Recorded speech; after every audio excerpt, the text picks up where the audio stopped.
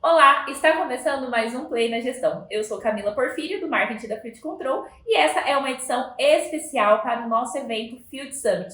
Estamos na 4ª edição e hoje nós vamos ter 4 episódios. Eu vou receber alguns convidados que vão fazer parte do evento e a gente vai bater um papo sobre o mundo do Facilities. Estou agora com a Leia Lobos, que é referência no mundo do Facilities. A Leia esteve presente também no Expo 2025 Osaka, no Japão, que é um evento inovador que fala sobre tecnologia, fala sobre várias coisas. E a Leia também, ela é head de conteúdo do InfraFM, nós tivemos esse ano, e ela é uma referência nesse meio. Quando se fala de Facilities no mundo feminino, fala-se de Leia Lobos. Seja muito bem-vinda, muito obrigada por ter aceitado participar dessa edição especial, Leia. E aí, como você tá? Como você chegou aqui? Tá tudo bem? Primeiro, Camila, eu queria agradecer você e toda a diretoria, inclusive a Raíssa, né, da Field, pelo convite. É uma alegria estar aqui e espero realmente poder contribuir. Tá bom? Que maravilha. Eu falei do InfraFM, né? A Rai conheceu a Leia Lobos no InfraFM, que a gente esteve presente, né, com o stand, e foi aí que a gente começou a nossa relação. E Leia, eu falei do Expo Osaka, né, 2025. Conta um pouco mais sobre esse evento, né? O que é essa Expo? Do que se trata? O que eles abordam? O que você viu lá? O que vem para o mundo do Facilities hoje? Então, tá bom. Na verdade, assim, esse evento, quando eu soube que ia ter esse evento no Japão, eu falei, poxa, Japão, tecnologia, novidades, robôs, vou lá que eu quero conhecer tudo. E ao chegar lá, na verdade, eu fiquei muito surpresa, porque, na verdade, esse evento, ele demora 6 meses, ele acontece 6 meses, durante o período de 6 meses. Todos os dias circulam lá, em média, 150 mil pessoas. Sabe o que é 150 mil pessoas circulando por dia no evento? E eu fiquei assustado, falei, nossa, mas por que toda essa grandiosidade? Na verdade, esse é um evento que ele acontece a cada 5 anos, desde 1700 e poucos em algum país sede, né? Então, esse ano foi em Osaka, daqui 5 anos vai ser na Arábia Saudita e tal. Então, o que acontece? Esse evento, ele integra 160 países e sempre sobre um tema específico. E esse ano, o tema que eles trouxeram é projetando a sociedade do futuro para as nossas vidas. Poxa, que legal. E isso está dividido em 3 coisas, e na verdade foram essas 3 coisas que mais impactaram. A primeira delas é como que a gente salva vidas. Então, quer dizer, 160 países preocupados, assim, projetando a sociedade do futuro e preocupados como é que a gente pode salvar vidas. E quando ele fala salvar vidas, é cuidar da saúde, do meio ambiente, do clima. O segundo ponto que eles colocam é como que eu empodero vidas. De novo, né? A gente está falando de gente, está falando de pessoas, né? E aí, quando eu falo em empoderar, a gente está falando de inovação, de tecnologia, de educação. E tecnologia é tudo que você possa imaginar, tá bom? Incluindo aí hoje a IA, né, que está mudando muitos negócios. E a terceira coisa super importante era conectar vidas. O que é isso? É trazer todo mundo para a mesma cultura, ou do seu país, ou da sua empresa. Eles falaram muito de mobilidade. Os países hoje têm uma dificuldade muito grande com as questões urbanas como um todo, né? E principalmente aí a questão da inclusão. Então, quer dizer, quando você fala que você tem 160 países reunidos para discutir o futuro, e tudo isso está voltado para as pessoas, isso realmente me emocionou. Eu falei, nossa, pela primeira vez a gente assim... Porque no caso do Japão e vários países, inclusive aqui do Brasil, tecnologia já faz parte do dia a dia. Talvez não tanto com o mesmo volume que as pessoas desejam, etc. e tal, mas já está no dia a dia do trabalho, né? E aqui a gente está falando de uma coisa muito importante que é vidas. E hoje, se você perguntar o que vai acontecer daqui a 5 anos, eu não sei, você não sabe. Eu estive num evento chamado Might Summit essa semana e ninguém sabe o que vai acontecer daqui a 5 anos. Por quê? As pessoas estão confusas. E por que a gente está confusa? Vocês ainda são jovens, são mais da área da tecnologia, mas eu tenho 60 anos, já vou fazer 60 ainda. Eu vim de uma época lá atrás, onde falava-se em telex, etc e tal, e eu passei por várias gerações. E tudo isso, assim, de repente a gente tem que entrar dentro de uma coisa de tecnologia, de inteligência artificial, que a gente não estava preparado para isso. Então, as pessoas estão muito assustadas, né, com isso, tanto que aí a questão de saúde mental ela é muito grande, você também deve saber disso. Então, quer dizer, todos esses pontos estão fazendo com que as empresas precisam parar e falar, poxa, eu preciso de ambientes, aí falando um pouco de facilities, que eu consiga receber todas essas pessoas e acomodá-las de forma que elas fiquem bem, um estado emocional legal. Eu preciso organizar toda a minha diretoria, todos os gestores, todas as pessoas, para que elas se respeitem no ambiente de trabalho. Eu tenho conhecimento, você tem outro conhecimento, ele tem outro conhecimento, cada um de nós contribui para que esse negócio aconteça, para as coisas que se fortaleçam. Então está faltando, na verdade, hoje a gente vê muitas pessoas, não, eu cuido só do meu quadrado, eu só faço isso, e não tem essa conexão, não tem essa interligação. E, ao mesmo tempo, o próprio individualismo de todo ser humano, né, que também está muito forte, exatamente porque está todo mundo meio ansioso demais, preocupado com a vida, como é que eu vou pagar minhas contas se eu perder meu emprego, a situação está difícil, está tudo muito complicado, né? Então, você vê aí uma preocupação muito grande, né, de parar. Quer dizer, a tecnologia é importante? Olha, é super importante, mas não adianta você ter tecnologia nenhuma se as pessoas que estão no ambiente de trabalho, elas não estão felizes. Então, hoje, um grande desafio das empresas e do mundo, e por isso esse tema lá na Exposaca, é exatamente esse. Como que a gente traz as pessoas, né, para esse bem-estar bem, para essa felicidade, entendendo que o mundo ele é torto, sim, o mundo tem desafios, ele traz desafios, sim, e a gente tem que ter essa resiliência para trabalhar com tudo isso, mas principalmente nos relacionarmos de uma forma diferente dentro das companhias. Então, eu acho que a questão aí, a inovação no Japão foi o ponto que me chamou mais atenção e que é um dos temas que está sendo muito comentado no mundo inteiro hoje, como cuidar das pessoas no ambiente de trabalho. Nossa, Leia, muito bacana isso que você trouxe. E uma visão minha, tá, particular, não sei se você concorda, mas eu sinto que com chegada de IA, inovação, isso tudo é muito importante pra gente. Mas a gente tem um excesso de informação. Sim. Então, são muitas informações chegando ao mesmo tempo e às vezes a gente quer aplicar tudo, né? Uhum. E só que a gente não consegue aplicar tudo, porque se você for aplicar todas as IAs, todas, né, as notícias que vão chegando, é muita coisa, e aí isso acaba mexendo com o nosso psicológico. Porque a gente aplica, né? exatamente, não somos super-heróis. Porque a sensação que eu tenho é que se a gente não aplicar agora, a gente vai ficar pra trás, e aí se eu ficar pra trás, e, sabe, entra naquele bolo. Uhum. Eu achei muito interessante, né, esse tema de trazer para as pessoas, né? Uhum. Hoje, trazendo para o SG, que é o tema do Field Summit, né, dessa edição, e para o Facilities, o que você olha, como você olha para essa quantidade de inovações? O que você acha que é mais importante, assim, para as empresas, para os gestores que estão nos assistindo, o que eles teriam que focar realmente? Claro que linkando também com as pessoas que trabalham com eles e que, né, dão uma ajuda ali, né, no dia a dia, que precisam trazer inovações, mas como que a gente foca em uma coisa para a gente conseguir ter sucesso? De novo, é a integração. Por exemplo, quando a gente fala ESG, é sempre importante lembrar que o G é de governança. E governança quer dizer, como o G lá do ESG, a governança, ela trabalha os aspectos sociais, econômicos e ambientais. Exatamente, tá? Então, por exemplo, se eu vou numa área de RH, RH tem um papel. Se eu vou na área jurídica, cada um tem um papel dentro do ESG, cada um pode trabalhar de uma maneira. Quando a gente vai para a área de facilities, quando a gente vai para a área de manutenção, a gente está falando de áreas que são muito importantes dentro do contexto do ESG. Por quê? Quando eu falo, por exemplo, sistemas de climatização que estão mal dimensionados, por exemplo, eu estou falando que você está tendo uma ineficiência energética. Ou seja, eu estou pagando mais energia, então estou sendo mais insustentável. Por exemplo, se eu, por exemplo, não tenho um sistema primeiro de qualidade de água, mas será que eu tenho algum vazamento? Será que eu não tenho? Como que o pessoal da área de facilities ou de manutenção está olhando para essa informação? Se eu estou perdendo água, além de ser insustentável, isso está levando dinheiro também do cofre da minha empresa. Então, tudo isso faz parte hoje da atividade de facilities. Então, a atividade de facilities, as equipes de manutenção, tem que estar olhando para a eficiência energética dos prédios. Eu tenho esse prédio aqui, às vezes você está passando nas avenidas por aí à noite, você vê um monte de prédios sem pessoas trabalhando acesos. Quer dizer, precisaria essas luzes estarem acesas ou não? Por que elas estão acesas, né? Então, são coisas como essa, né? Então, hoje, assim, uma das contas mais pesadas dentro de uma edificação, por exemplo, ainda é a questão de energia.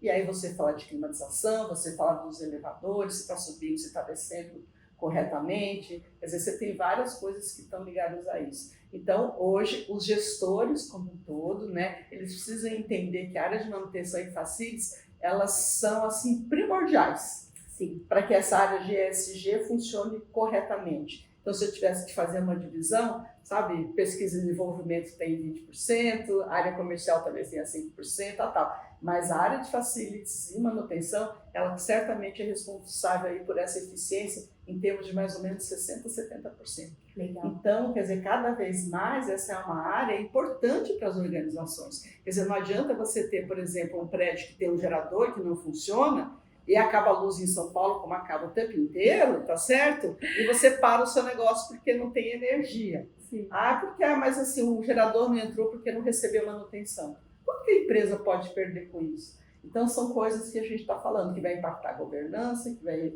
impactar o econômico, que vai impactar coisa que também vai impactar o social, que a gente está falando de pessoas, né? Sim, e toda essa área, tecnologia é de suma importância, né, para que a gente consiga ter esses bons resultados e conseguir medir, né, sobre manutenção, facilities e tudo mais. Nessa feira, na Expo 2025 Osaka, teve alguma tecnologia que você viu que ainda não chegou aqui no Brasil? Na verdade, lá teve todas as tecnologias. E todas essas tecnologias já estão disponíveis no Brasil. Aliás, eu queria deixar um recado. A gente sempre fica achando que os outros lugares são melhores que o Brasil, que tudo lá funciona melhor, etc. e tal. E as coisas não funcionam bem assim. Cada local, cada país, ele tem as suas coisas boas e as suas coisas ruins, e não é diferente do Brasil, em lugar nenhum. Então, assim, a gente também tem que perder um pouquinho essa coisa, complexo vira-lata, as coisas não chegam aqui.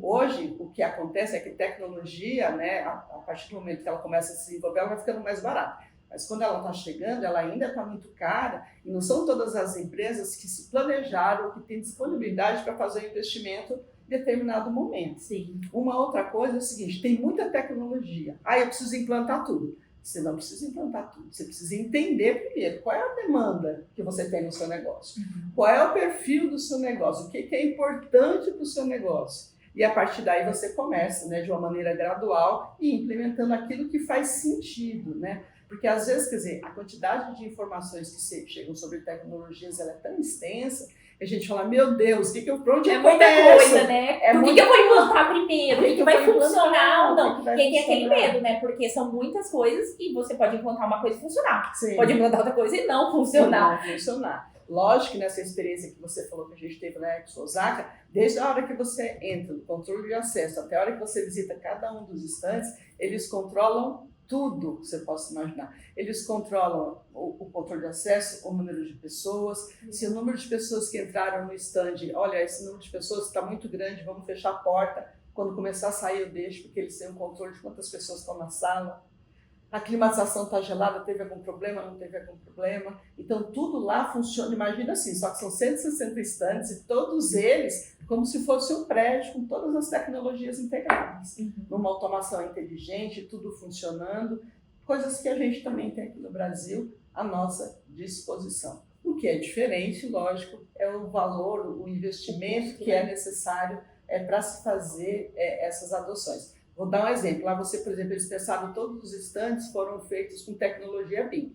Por exemplo, se todos os prédios aqui no Brasil fossem feitos com tecnologia BIM, você conseguiria fazer uma manutenção com muito mais facilidade, porque você entra na plataforma, você consegue identificar e escolher tudo. Lá eles utilizaram também Digital Twins. O que quer dizer isso? Eles tinham todos os estandes com todos os seus equipamentos, né, dentro de uma sala e de forma gêmea, né? Por isso que é gêmeo, né? O real e a parte gêmea. E eles conseguiam lá, na verdade, fazer a alteração que fosse necessária, tudo isso à distância, todo esse gerenciamento à distância. Então, quer dizer, todas essas tecnologias estão disponíveis.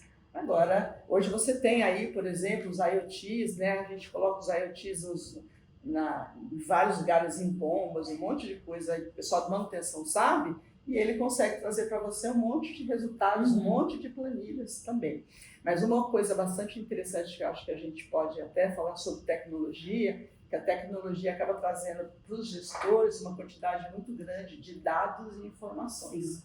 O que está faltando são pessoas que entendam que leiam esses dados. e a partir desses dados tome uma decisão mais acertada para o seu negócio. Aliás, um outro evento que a gente foi, que é do IFMA, que foi em Minneapolis esse ano, eles fizeram lá uma pesquisa, essa foi nos Estados Unidos, e a função que mais vai crescer nos próximos anos dentro do segmento de facilities é o analista de dados.